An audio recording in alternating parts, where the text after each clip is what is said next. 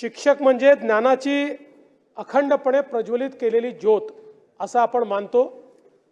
आणि म्हणून शिक्षक हा जन्मभर शिक्षक असतो, तो शिकतही असतो आणि तो शिकवतही असतो। आणि म्हणून मला हा विश्वास आहे की या पदावर बसल्यानंतर आपण अनेक गोष्टी या सभागृहातून ग्रहण कराल आणि आपल्या मुखातून अनेक गोष्टी या सभागृहाने आणि पुढच्या अनेक वर्षापर्यंत समाजाने किंवा विधानमंडळाने ग्रहण करण्याच्या या त्या ठिकाणी बाहेर पडतील। चांगले पायंडे तयार करणं ही खरं म्हणजे पीठासीन अधिकाऱ्यांची एक मला असं वाटतं महत्त्वाची जबाबदारी असते, त्यामुळे ती तर आपण पार पाडालच,